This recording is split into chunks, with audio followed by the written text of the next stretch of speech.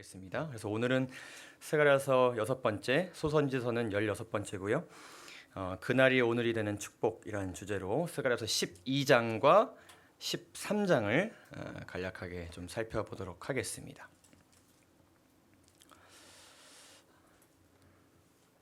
스가랴서라는 이 책, 누구로 가득한 책이라고요? 메시아, 곧 예수 그리스도로 가득 차 있는 그런 책입니다.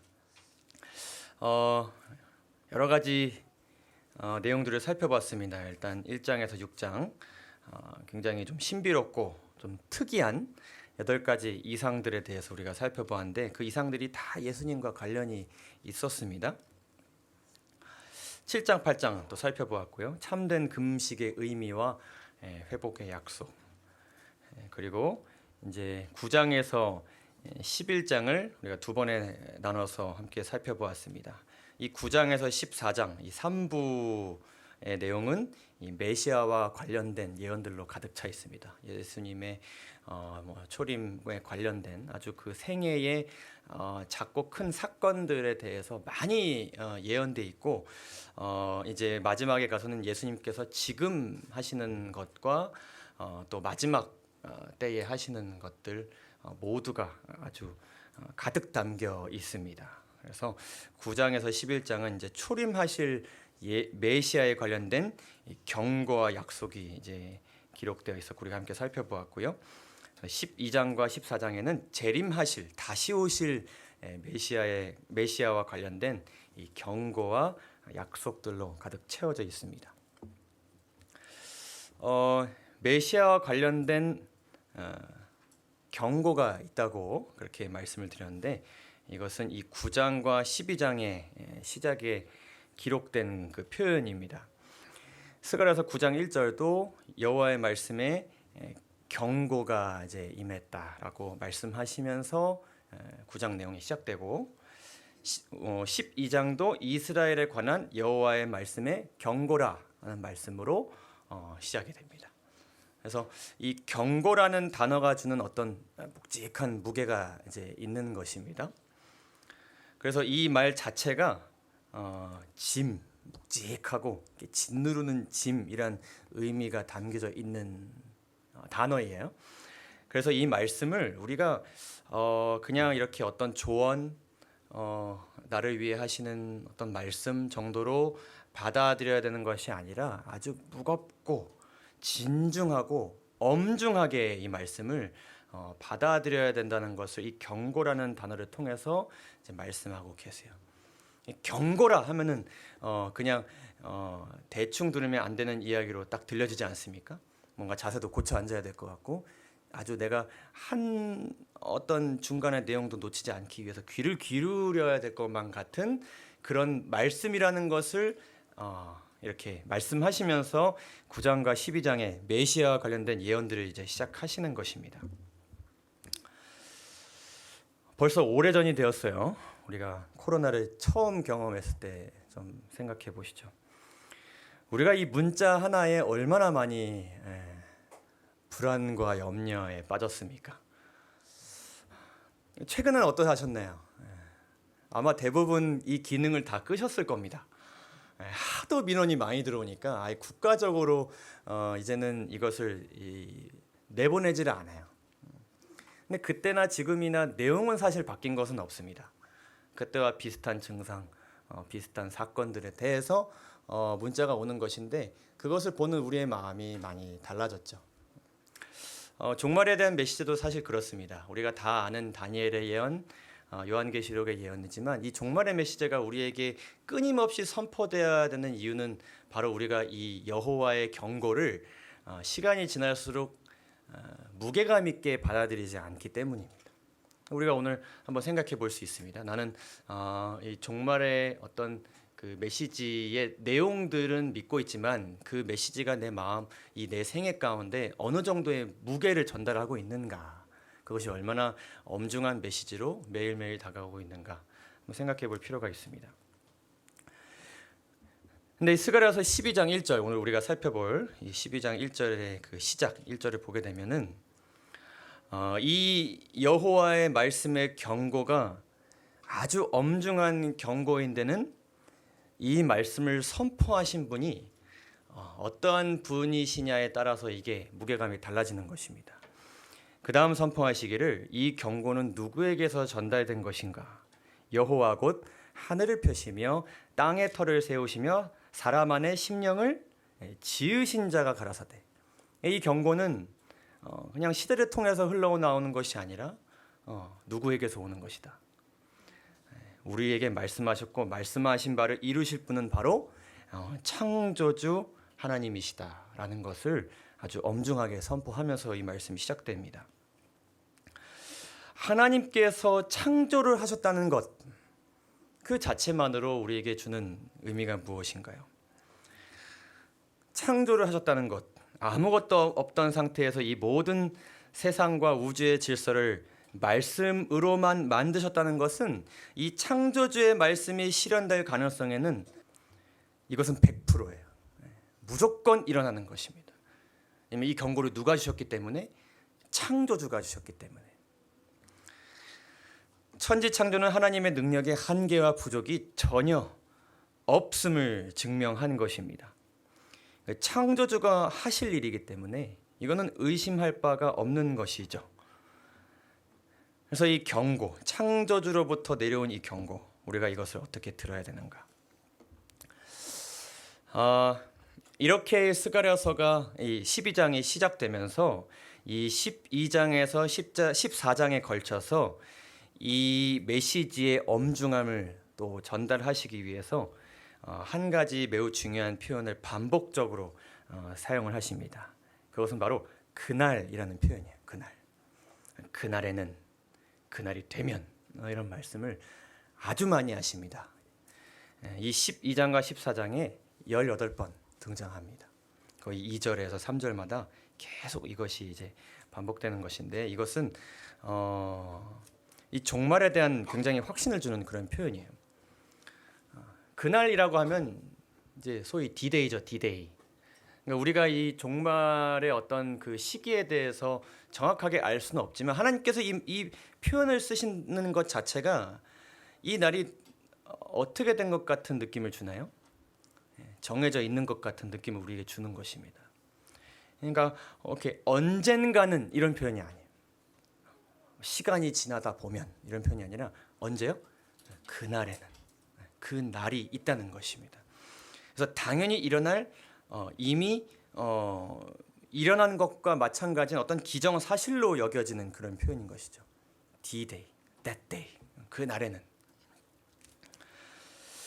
그래서 그 날이 있다는 것은 결국엔 뭐가 있다는 것이냐면 기한이 있다는 것이에요. 지금부터 그날까지 어떤 그 사이에 시간이 있다는 것입니다. 그래서 남은 시간이 있다는 것이에요. 그래서 이 남은 시간의 중요성을 굉장히 강조하는 그런 표현입니다. 그날에는 이러한 일이 있게 될 것이다. 그날에는 내가 이러한 것을 하게 될 것이다. 그날에는 이러한 결과를 이런 사람들은 이렇게 맞이하게 될 것이고 저런 사람들은 저렇게 맞이하게 될 것이다. 근데 이제 우리가 오늘 살펴보는 이 12장과 13장에 나오는 이 그날에 대한 말씀들을 보게 되면 이 말씀의 초점이 종말의 시기에 맞춰져 있기보다는 종말에 하나님께서 그분의 백성을 위해서 하시는 일, 그리고 그 시기 동안에 백성들이 해야 할 일에 초점이 맞춰져 있습니다. 그러니까 이 시기 자체는 상당히 모호해요. 그냥 곧 다가오게 될 시간으로만 말씀을 하시는데 초점 자체는 무엇에 있다고요? 그 시간 동안에 하나님이 하시는 일과 우리가 해야 할 일에 대해서 초점이 맞춰져 있다. 그래서 이것은 세상의 종말을 이야기하기도 하지만 이 그날에 벌어질 일들이 마치 내 삶 속에서 현재 벌어질 수도 있는 일처럼 말씀을 하십니다. 두 가지 의미가 같이 담겨져 있어요. 그래서 그날은 재림의 날, 그냥 우리는 알 수 없지만 언젠가 도달하게 될 그 날일 수도 있고 아니면 언제일 수도 있어요. 오늘일 수도 있어요. 우리가 어떻게 그렇게 이해할 수 있겠는가 한번 좀 보도록 하겠습니다.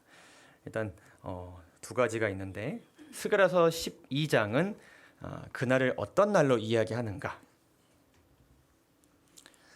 하나님께 대한 사랑과 진실된 마음으로 가득 차는 날이다. 이렇게 말씀하세요. 우리가 이제 재림의 날을 생각해 보게 될 때에 이 세상이 지금은 하나님에 대한 사랑도 존재하지만 동시에 모두 존재해요. 하나님께 대한 거짓된 마음과 미워하고 싫어하는 마음도 같이 존재하잖아요. 근데 재림의 날이 되게 되면 하나님께 대한 사랑과 진실된 마음으로 온 우주가 가득 차게 되는 날이지 않습니까? 그러나 그 날이 언제일 수도 있다고요? 오늘일 수도 있다고요. 자, 8절과 9절을 좀 보도록 하겠습니다. 그날에 여호와가 예루살렘 주민을 보호하리니, 그날에 여호와께서 이런 일을 하신다고 하세요. 그 중에 약한 자가 그 날에는 다윗 같겠고, 그러니까 약했던 사람이 다윗 같은 존재로 탈바꿈하게 된다는 것입니다. 다윗의 족속은 심지어 누구 같겠고? 하나님 같겠고, 마치 그 모세가 바로 앞에 나가게 되었을 때 하나님께서 여호와 같이 보이게 해주실 것이라고 하시잖아요. 그렇게 될 것이라고 하세요. 무리 앞에 있는 여호와의 사자, 여호와를 대신해서 이곳에 온 분같이 될 것이다. 그리고 예루살렘을 치러 오는 이방 나라들을 그 날에 내가 멸하기를 힘쓸 것이다. 먼저 생각해 볼 것은 보호받고 승리하는 사람들은 누구인가 하는 것입니다. 그 대상이 누구인가? 일단은 예루살렘 주민이라고 말씀하고 계십니다. 이 예루살렘 주민은 이 당시에는 정말로 예루살렘에 살고 있는 사람들을 뜻하기도 하지만 영적으로 하나님과 연결된 정말 그 영적인 이스라엘과 예루살렘 백성의 그 의미를 우리가 생각해 보게 될 때에 이 사람들은 현대적으로 봤을 때는 교회를 지칭하기도 합니다. 갈라디아서 4장을 보게 되면 교회를 위에 있는 예루살렘이라고 말씀을 하시거든요. 그래서 예루살렘 주민이라고 하면 참된 그리스도인이라고 이해하면 되겠습니다. 그런 사람들이 이제 보호를 받고 승리하게 되는 것인데 그 중에는 어떤 사람들이 있어요? 약한 자가 있어요. 약한 자, 약해 보이는 자, 실제적으로 약한 자. 그러니까 그 약한 자라는 것은 뭐예요? 여기서 지금 보호가 필요하다고 하시는데, 그러니까 보호가 없으면 뭘 할 수 없어요? 전쟁에서 승리를 할 수 없는, 아무도 이길 수 없게 보이는, 실제적으로 어떤 전투력이 정말 하나도 없는 그런 사람을 이야기하는 것입니다. 근데 그러한 사람들에게 어떠한 특권이 주어지는가? 다윗같이 될 것이다. 다윗이 굉장히 작은 자였지 않습니까? 어렸고 약했고 가진 것이 없는 자였어요. 그러나 그런 작은 자가 가장 골리앗을 물리치기 어려워 보이는 그 작은 자가 골리앗을 어떻게 했어요? 무찔렀어요. 누구의 이름으로? 여호와의 이름으로, 예수님의 이름으로. 다윗과 같이 승리할 것이다. 약속을 주시면서 더 나아가서 하나님 같게 될 것이다. 그래서 하나님을 많이 닮게 되어서 하나님을 나타내는 존재가 될 것이다. 그러니까 약한 자라는 것은 결국 누가 드러나기 때문에 약해 보이는 거예요. 그 약한 자기 자신이 드러나기 때문에 약해 보이는 거예요. 근데 하나님이 막 드러나니까 그 존재가 실제적으로는 약한데 어때 보여요? 굉장히 강해 보이게 되는 것이죠. 또 말씀하시기를 여호와의 사자 같을 것. 여호와의 사자는 성경에서 아버지 하나님을 나타내기 위해 이 땅에 오신 분, 그분과 같이 될 것이다. 그래서 하나님 아버지께서 그리스도를 아주 사랑하시고 보호하시고 채워주시는 것처럼 그것을 예수님만 누리고 그렇게 사시는 것이 아니라 그 특권을 누구도 누리게 될 것이다. 예루살렘 주민이자 약해 보이는 그 사람들이 누리게 될 것이다. 자, 근데 중요한 건 이거예요. 하나님의 백성이 보호를 받고 승리한 때는 언제인가? 여기서 그날이라고 말씀을 하시잖아요. 그럼 우리가 생각해 볼 수 있습니다. 그럼 그날은 뭔가 이 미래에 벌어질 일처럼 이제 느껴지는데, 어쨌든 아직 예수님께서 재림을 안 하셨으니까요. 그래서 재림이 임박하거나 재림의 날이 되어서야 우리가 이런 승리를 경험할 수 있다는 말씀이 아닐까? 라는 생각을 우리가 가질 수 있습니다. 근데 이어서 말씀하시기를 뭐라고 말씀하시냐면 내가 다윗의 집과 그 보호를 해주고 특별한 특권을 허락하실 그들에게 그 다윗의 집과 예루살렘 주민에게 은총과 간구하는 심령을 부어줄 것이다 이렇게 말씀하십니다. 이 말씀은 마음 가운데 성령 충만함을 하나님께서 허락하실 것이라는 약속이에요. 우리가 지난 이제 안식일에 함께 살펴봤죠. 그래서 좀 이어지는 내용이 많이 있습니다. 성령 충만은 곧 누구로 충만된 상태라고요? 예수님으로 충만된 상태라고요. 근데 여기서 이제 간구의 성령이라고 한다 그러면은 우리로 하여금 기도를 통해 하나님께 간구하도록 이끄시면서 또 우리를 위해서 하나님께 간구하시는 분, 성령 하나님을 나타내고 있습니다. 은총이라는 것은 결국에는 하나님께서 우리에게 주실 수 있는 수많은 축복을 이야기하는 것인데 그것은 어쨌든 성령 하나님을 통해서 우리 마음 가운데 들어오지 않습니까? 우리가 잘 아는 로마서 8장 26절 이와 같이 성령도 우리의 연약함을 도우시나니 우리는 마땅히 기도할 바를 알지 못하나 오직 성령이 말할 수 없는 탄식으로 우리를 위하여 친히 간구하시느니라.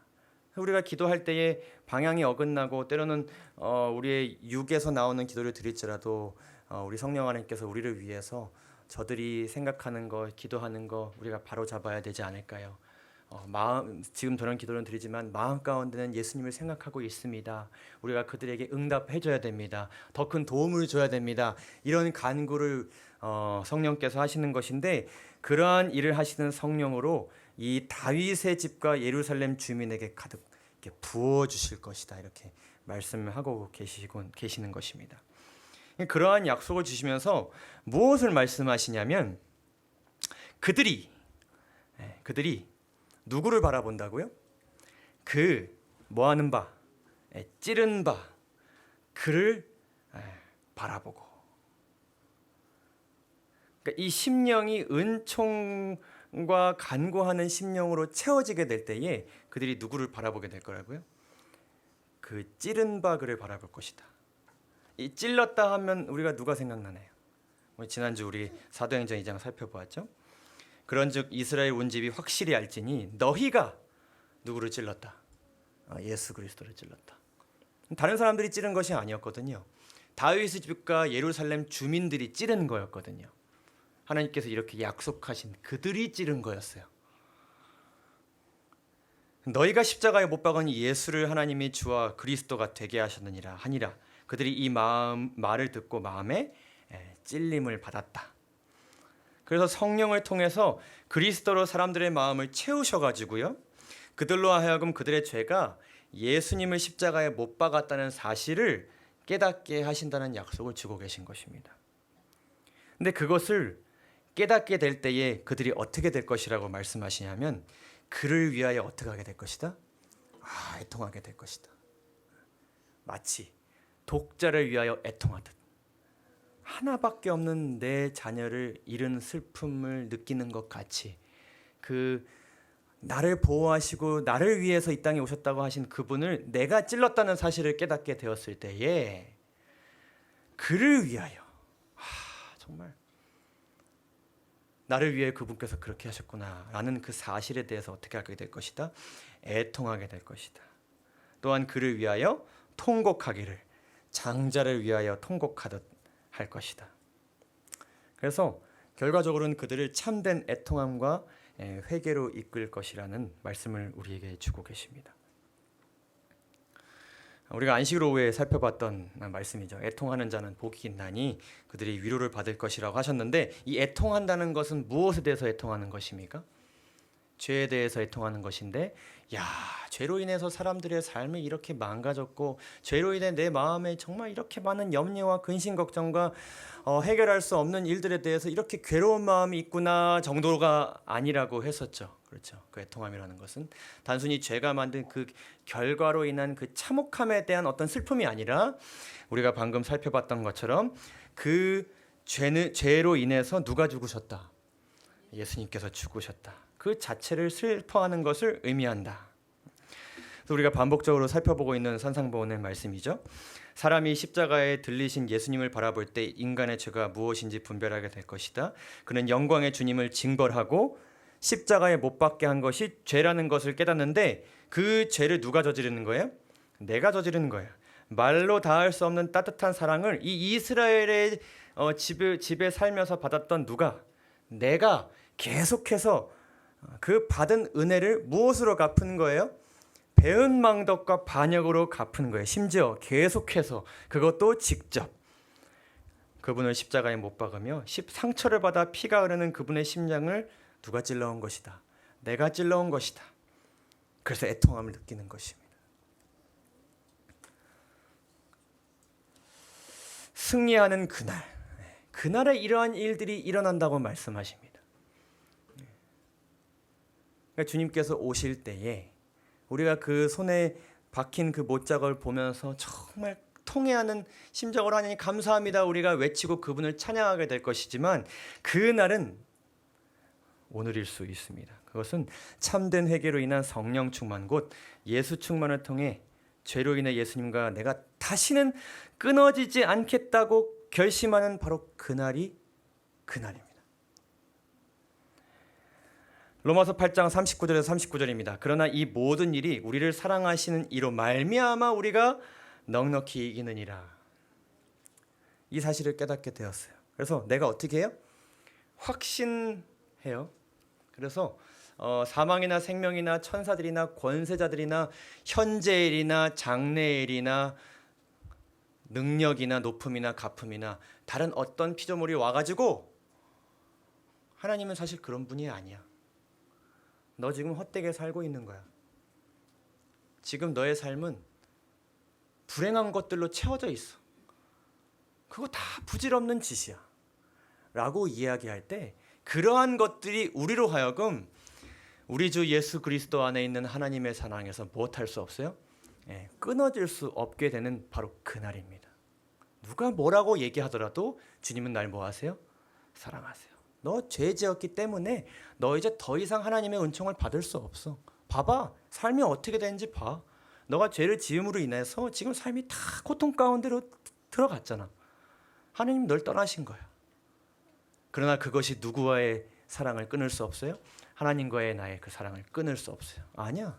그렇게 얘기하지 마. 주님은 나를 끝까지 사랑한다고 하셨어. 그러한 일이 일어나는 날, 바로 그날입니다. 그날이 언제였는가? 우리가 지난 안식을 살펴본 바로 이 오순절 성령 사건이 일어났던 바로 그날입니다. 오순절에 성령을 부어주신 결과는 어떠했는가? 예수님으로 가득 차게 되었고 참된 회개가 일어난, 정말 다시는 죄를 짓고 싶지 않고 다시는 예수님과 끊어지지 않고 싶고 항상 간구하는 삶을 살고 싶게 된 바로 그날 어떤 일이 벌어졌는가? 부활하신 구주에 대한 기쁜 소식이 땅끝까지 전파되었다. 제자들이 구속하시는 은혜의 기별을 선포하였을 때 사람들의 마음은 그 기별의 능력에 굴복하였다. 그 찔림이 있게 되었을 때 굴복되는 것입니다. 예전 같으면 절대로 굴복되지 않을 사람들이었습니다. 어떤 지식으로도 어떤 풍부한 어떤 바리새인들의 어떤 성경에 대한 해석이 있을지라도 그들은 굴복되지 않았을 것이었을 것입니다. 그러나 예수님의 십자가 있고 난 후에 그들은 마침내 굴복되었습니다. 교회는 각처에서 모여온 회심자들로 가득 차게 되었어요. 뒤로 물러갔던 사람들이 다시 회심했어요. 그 뿌리 깊은 유대 문화로 인하여서 그 잘못된 그 신앙관 때문에 교회로는 죄인들이 모이지를 않았고 사람들은 그냥 각자 자신이 원하는 대로 살아가고 있었지만 그들이 모두 모여들었어요. 죄인들은 값진 진주를 구하며 신자들과 말씀 안에서 연합하기 시작했어요. 그리스도 안에서 연합하기 시작했어요. 복음에 대해 가장 혹독하게 반대하던 어떤 이들이 이제 누구를 옹호해요? 예수님, 그분의 복음을 옹호하게 된 것입니다. 그리고 말씀하시기를 약한 자가 그날에는 다윗 같겠고 다윗의 족속은 여호와의 사자 같을 것이라는 스가랴서 12장 8절의 예언이 어떻게 되었다? 그날 성취되었어요. 모든 그리스도인들은 그의 형제들에게서 하나님의 사랑과 자비가 나타나는 것을 보았다. 한 가지 관심사가 널리 보급되었으며 한 가지 경쟁적인 주제로 다른 모든 문제들은 사라졌다. 그러니까 예수님에 대한 이야기를 나누는 것에 모두가 연합하게 되었을 때 그동안 그들 사이에 있었던 모든 삶의 문제들이 다 눈 녹듯이 녹아내리고 사라진 것입니다. 신자들의 포부는 이제는 그리스도와 같은 품성을 나타내고 그분의 나라를 확장시키는 데 수고하는 것이 되었습니다. 사도들이 큰 권능으로 주 예수의 부활을 증거하니 무리가 큰 은혜를 얻었다. 그들의 수고로 진리의 말씀을 받고 저의 마음을 평화와 기쁨으로 충만케 한 그 소망을 다른 사람들에게 나누어 주는 일에 그들의 생애를 헌신한 그 택함 받는 사람들이 교회에 증가하게 되었다. 그들을 위협하거나 제지하거나 두렵게 할 수 없습니다. 아무도 그들을 이제 막을 수 없습니다. 주께서 그들을 통하여 말씀하셨으므로 그들이 가는 곳곳마다 가난한 자들이 복음을 받아들였고 거룩한 은혜의 기사가 나타났다. 근데 이 회개의 역사에 대해서 미리 예언을 하시면서 아주 중요한 말씀을 덧붙여서 12절부터 하십니다. 이것도 아주 중요한 말씀입니다. 그러한 일이 일어나게 되는데, 애통하는 일이 일어나게 되는데 뭐라고 말씀하세요? 온 땅 각 족속이 어떻게 애통하고? 따로 애통하되 다윗의 족속이 따로 하고 그들의 아내들이 따로 하며 나단의 족속이 따로 하고 그들의 아내들이 따로 하며 레위의 족속이 따로 하고 그들의 아내들이 따로 하며 시므이의 족속이 따로 하고 그들의 아내들이 또 따로 하며 모든 남은 족속도 어떻게 따로 한다고요? 각기 따로 한다. 그리고 그들의 아내들이 따로 하리라. 여기서 자꾸 누구를 언급하고 있습니까? 아내들을 언급하고 있죠. 이 애통하는 일. 근데 여기에 모두 각자가 이것을 따로 각기 해야 되는데 당시에 독립적인 존재가 아니라 이렇게 예속된 존재였던. 그러니까 남자가 방향을 틀면 누구는 따라오는 그 문화였어요. 아내들은 따라오는 문화였어요. 그러나 이 애통하는 것은 남자가 애통한다고 해서 아내가 그냥 따라오는 것이 아닙니다. 아내들도 어떻게 애통해야 돼요? 따로 애통해야 돼요. 독립존재가 아닌 아내들이 언급된다는 것은 결국에는 이 회개를 통한 성령 충만이 집단적이고 연합적으로 함께 일어날 수는 있지만 회개 자체는 누가 해야 된다? 개인이 해야 된다. 누구도 그것을 대신할 수 없고 각 개인이 예수님과의 개인적인 관계를 통해 해야 함을 강조하고 계십니다. 그냥 무리가 함께 하고 있으니까 어떤 큰 지도자가 이렇게 제시하니까 그냥 함께 성령 충만함으로 따라가는 것이 아니라 각자 어떻게 된다. 각자 충만함을 받아야 된다. 결국엔 우리가 지난 안식일에 살펴봤던 이 과정, 이것을 각자가 모두 그날까지 반복을 해야 된다는 것을 다시 한번 이 스가랴서 12장의 말씀을 통해 우리가 깨닫게 됩니다. 결국엔 우리의 신앙생활, 우리의 하루, 우리의 일주일이 무엇으로부터 시작되어야 되는가? 다시 한번 우리가 마음에 새기면서 우리가 이렇게 오늘 하루를 시작하였으면 좋겠습니다. 주님께서 각자의 마음 가운데 오시는 날, 그날은 온 세상, 그 사람이 살아가는 그 사람의 그 온 세계, 그 세계가 누구로 가득 차는 날이에요? 예수 그리스도로 가득 차는 날입니다. 그 날은 주님께서 다시 오실 그날에 최종적으로 성취되겠지만은 오늘이 바로 그 날이 되기를 간절히 바랍니다. 사랑하는 진리불교의 성도 여러분, 하나님께서 여러분들의 오늘을 그날로 성취시켜 주시기 위해서 말씀 안에서 여러분들이 기다리고 계십니다. 어떤 말씀을 보시든지 주님의 사랑과 십자가를 깨닫고 내 하루와 내 생애와 내 한 주를 시작하겠다는 결심을 가지시고 반드시 그것을 실천해 보시기 바랍니다. 여러분들의 하루하루가 말씀 속에 그리고 미래 가운데 종말의 시기라는 그 먼 미래, 가까운 듯 보여지만 아직 미래로 보여지는 그 시간 가운데 멀리 느껴지는 그런 성취가 아니라 바로 언제요? 오늘 성취는 되는 그날로 하나님께서 만들어 주실 것을 우리 모두 확신하게 되기를 간절히 소망합니다. 자, 이제 12장이 그렇게 이어지고요. 이 13장으로 이렇게 넘어갑니다. 이 13장에 나타난 그날은 또 어떤 날일까요? 자, 스가랴서 12장은 이 예루살렘의 이 내적인 회개에 초점을 맞추었다면, 마음의 변화죠. 거기에 초점을 맞추었다면은 13장은 뭐라고요? 외적인 정화. 그러니까 그러니까 속이 변화됨으로 인해서 이제 뭐가 정화, 곧 말끔하고 깨끗해져요. 외적인 그 보이는 부분이 이렇게 깨끗하게 되는 그 과정을 이렇게 스텝 바이 스텝으로 이렇게 말씀하고 계십니다. 그래서 실제적인 것들, 우상 숭배를 정리하는 것, 거짓 선지자가 그들이 있는 곳에서 이렇게 추방되는 것, 그러한 이슈들을 하나님께서 13장에서 다루십니다. 그래서 이 죄가 완전히 이 세상 가운데서 도말되는 그 날을 그리시면서 동시에 이 내적인 변화가 우리의 삶 가운데서 외적인 변화로 이어지는 과정을 하나님께서 그리고 계세요. 그래서 이 13장이 그리는 그날은 예수 그리스도로 충만해지는 그런 날이기도 하면서 내 안에 있던 죄와 관련된 것들이 제거되는 날이기도 합니다. 그러니까 이날은 예수님께서 다시 오시는 그날일 수도 있고 또 언제일 수도 있어요? 오늘일 수도 있어요. 13장 1절은 이렇게 말씀합니다. 각기 따로 애통하는 일들이 있은 후에, 그리고 그날에 죄와 더러움을 씻는 무엇이요? 셈이 다윗의 족속과 예루살렘 주민을 위하여 어떻게 될 것이다? 열리게 될 것이다.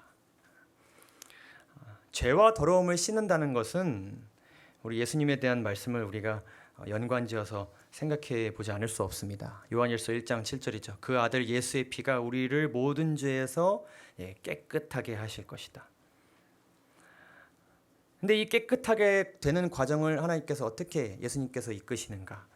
사도행전 3장 19절을 보시게 되면 너희가 회개하고 돌이켜 너희 죄 없이 함을 받으라. 깨끗하게 된다는 것은 내가 뭐 죄를 다시는 짓지 않았기 때문이 아니고 회개하게 되었을 때 예수님께서 죄 없이 된 사람으로 여겨주셨기 때문에 우리가 깨끗하게 되는 것이잖아요. 그러한 일이 있게 되는 것입니다. 결국 뭘 받는 거예요? 용서를 받는 것이에요. 그날 용서를 받는 날입니다. 그 다음 말씀하시기를 이같이 하면 그날이 어떤 날이 될 것이다. 유쾌하게 되는 날이 주 앞으로부터 이르게 될 것이다. 결과적으로는 아주 기분 좋은 날이 되는 것입니다. 우리가 지난주에 살펴본 내용과 이어서 생각을 해보면 그날은 용서를 받은 날이고 용서를 받았기 때문에, 왜냐면 나는 용서를 받을 수 없는 사람인데 용서를 받았기 때문에, 그리고 용서를 받았고 더 이상 지난 과거로 인해 정죄를 받지 않을 것이기 때문에 마음속에 무엇이 있는 날? 기쁨과 뭐요? 자유가 있는 날, 해방된 날입니다. 근데 이 말씀에서 이제 이렇게 되는 역사가 샘에서 물이 나오는 것처럼 이제 있게 될 것이라고 말씀하시는데, 이 샘이 다윗의 족속과 예루살렘 주민을 위하여 이렇게 열리게 될 것이라고 말씀을 하시죠. 근데 이 샘물에 담겨진 의미를 우리가 생각해 보면 물이 고이는 웅덩이라는 다른 것입니다. 1차적으로는 웅덩이에도 물이 가득 차 있고 샘물에도 물이 가득 차 있는데, 이 차이점이 있다면 첫 번째로는 이것입니다. 무엇이라고요? 지속적이에요. 그러니까 샘물도 물이 바닥나는 때가 있을 때가 있어요. 웅덩이도 마찬가지고요. 근데 샘물은 어떻게 돼요? 다시 물로 채워져요. 그래서 예수님께서 말씀하시기를 나의 주는 물은 그 속에서 영생하도록 어떻게 되는 샘물이라. 물이 이렇게 계속 솟아나는 샘물이다. 그러한 샘물이 이제 우리들에게로 이렇게 열리게 될 것이라는 것입니다. 그리고 이 샘물은 굉장히 어떠하냐면 유용해요. 쓸모가 있어요. 웅덩이는 물이 이제 곧 없어질 것이기 때문에 쓸모가 없어요. 그냥 버려진 어떤 상태에 불과한데, 이것은 계속 뭐 할 수 있어요? 활용할 수 있어요. 그래서 우리가 갈증이 될 때마다 계속 이것을 뭐 할 수 있어요? 찾아서 갈증을 해소할 수 있어요. 뭐 우리가 정말 목이 마를 때 가장 가까운 곳에 웅덩이가 있을 때 거기에 있는 물로 체험받을 수 있지만은 어떻게 체험받을 수 없어요? 계속 체험받을 수가 없어요. 또 무엇보다 이것은 더러움을 씻어버리는 데 유용합니다. 이 샘물에 있다가 다른 데로 갔는데 다시 어떻게 돼요? 더러워져요. 다시 무엇을 찾으면 돼요? 이 샘물을 찾으면 돼요. 그러니까 이러한 샘물이 그들에게로 이제 열렸다는 것은 그들이 이제 앞으로 살면서 다시는 물이 필요하지 않거나 한번 갈증을 해소했기 때문에 그냥 그 상태로 살아가면 되는 것이 아니라 다시 목마를 때가 있을 수 있고 또 더러워질 때가 있을 수 있는데 이제는 그들이 그렇게 되었을 때에 어떻게 할지를 깨닫게 된 거예요. 어디를 찾아가면 될지를 알게 된 것입니다. 예전에는 뭐 그냥 쉬면 될 줄 알았고 더 배우면 될 줄 알았고 뭐 마음의 여유를 가지면 될 줄 알았고 명상을 하면 될 줄 알았는데 그것이 아니구나. 내가 어디를 찾아가야 될지를 알게 된 것입니다. 이 샘물이 열렸다는 것은 그들에게 이것이 계속해서 그 샘물을 통해서 물이 공급될 것이라는 것을 말씀하고 계세요. 근데 이 물은 아무에게나 열리지 않습니다. 이 물의 의미, 이 물을 주신 분의 마음을 깨닫지 못한 자에게는 이 샘물의 의미가 그들 마음 가운데 깊게 새겨지지 않았기 때문에 이 샘물은 그들에게 열려 있어도 열린 샘물이 아니에요. 그러니까 어떠한 체험을 우리가 얻게 될 때 이러한 샘물이 열리게 된 것인가? 예를 들면 예수님에 대한 사랑이 우리 마음 가운데 가득 채워지지 않으면 샘물이 있어도 마음이 뭐가 있을까요? 불안함이 있을 수 있어요. 그러니까 샘물을 찾아가면 되는 것인데 나에게 물을 주실까? 이런 생각 가질 수 있잖아요. 근데 그 마음, 그 십자가에 담겨진 그 마음을 충만히 채운 사람들은 가면 될 것이라는 것을 이제 알게 되는 것입니다. 그러니까 죄가 제거되는 것이죠. 죄가 더 이상 그들의 마음을 마음 깊이 괴롭히지 않은 상태가 되는 것입니다. 더 나아가서 무엇을 말씀하시냐면 그날에 만군의 여호와가 말하노라 그날에 내가 우상의 이름을 이 땅에서 끊어서 기억도 되지 못하게 할 것이다. 그러니까 그 시점까지는 그들이 사는 집에 무엇이 있었습니까? 우상이 있었어요. 우상과 관련된 것들이 있었어요. 우상의 이름이 새겨져 있었어요. 그러나 하나님께서 그들의 삶 가운데 외적으로도 개입하셔가지고 그것을 어떻게 하실 거예요? 제거하시는 겁니다.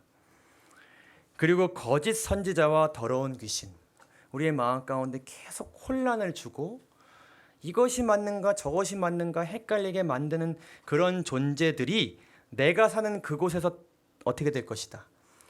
떠나게 될 것이다. 누구로 인해서? 만군의 여호와를 통해서요.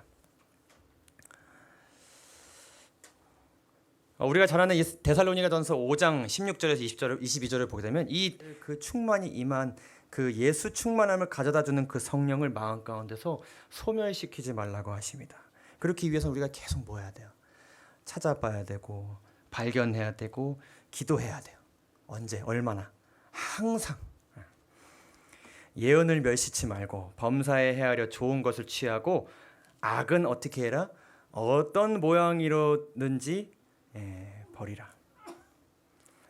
그래서 참된 회개는 우리를 이렇게 이끕니다. 내 삶 속에서 버려져야 될 것들이 보이기 시작하고 그러한 것들이 내 삶 속에서 버려지게 되기를 원하고 그렇게 되기 위해서 최선을 다하는 삶으로 실제적으로 이끄는 것이죠. 그러니까 우리가 실생활에서 해나가는 여러 가지 죄악과 관련된 습관들, 내가 보는 것들, 체험하는 것들, 경험하는 것들이 어떻게 하면 내 실생활에서 제거될 수 있을까? 내가 더 이상 안 보고 생각하지 않고 안 할 수 있을까에 대한 실제적인 고민이 이제 이어지게 되는 것입니다. 왜냐하면 그것들 때문에 내가 죄를 알게 되었고 그것들 때문에 누가 죽으셨기 때문에 예수님이 죽으셨기 때문에 그리고 그 일을 누가 해주신다고 하세요?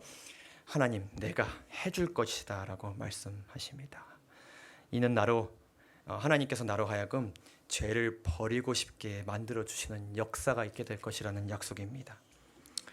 여러분 죄는 버려야 할 것이기도 하지만 우리가 의무적으로 버려야 될 것이기도 하지만 그리스도의 복음을 통해서 이것은 버리고 싶은 것이 되어야 합니다.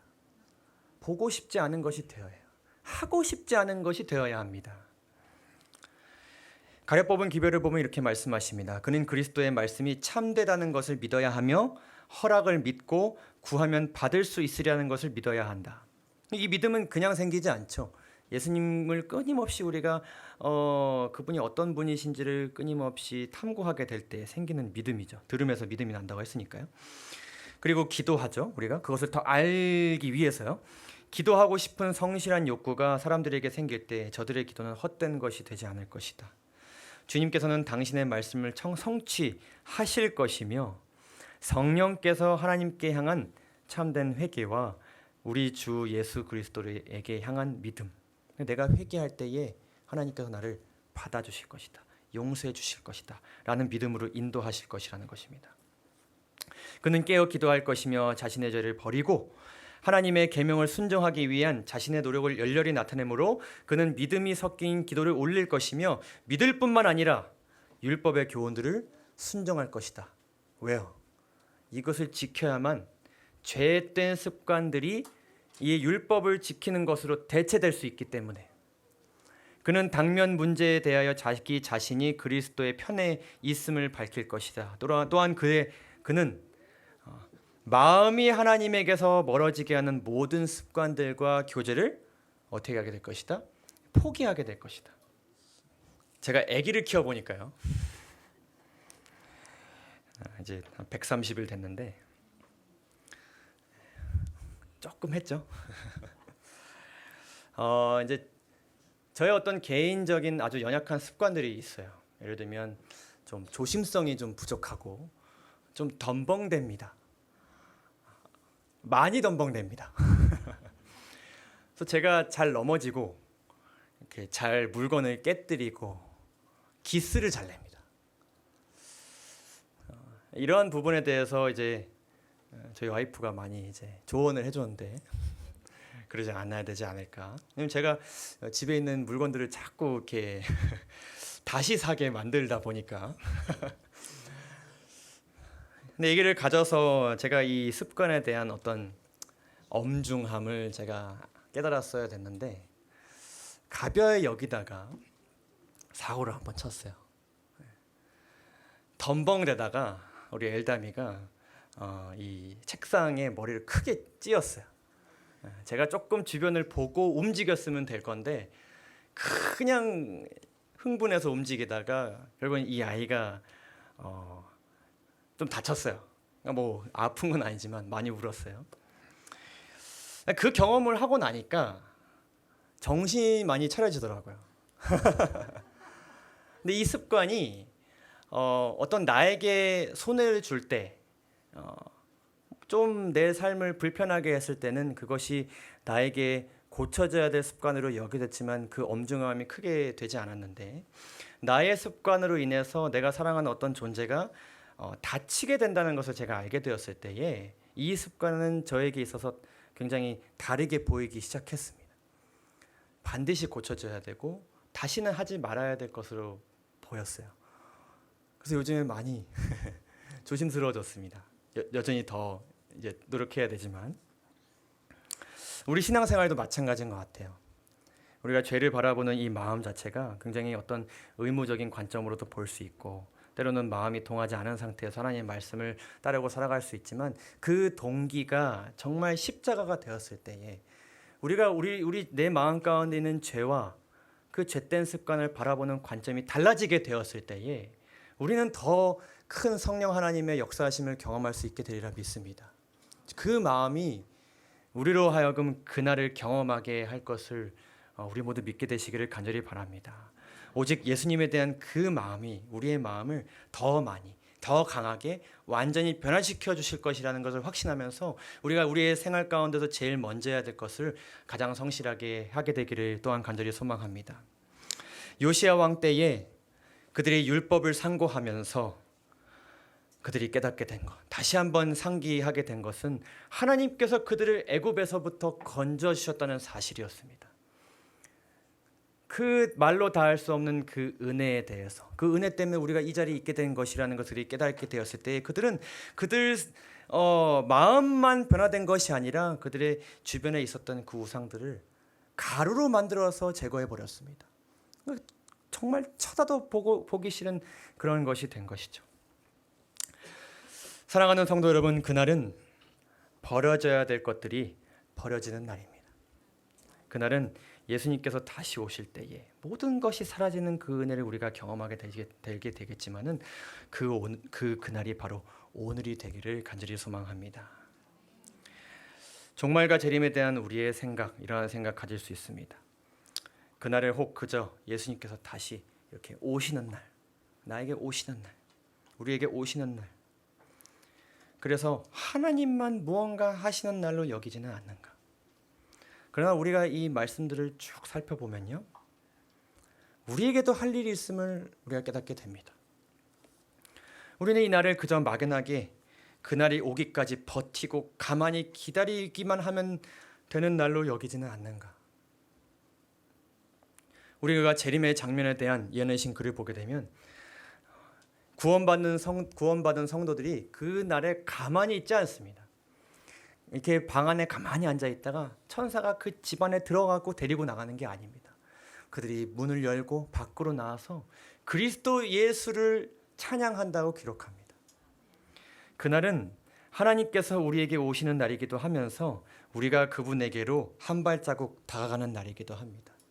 그 날이 오늘이 되기 위해서는 하나님께서 다가오셔야 함과 더불어서 우리도 한 발자국 그분께 다가가는 우리만의 그 연약하지만 최선을 다하는 그 노력이 우리에게 필요할 줄로 생각하게 됩니다.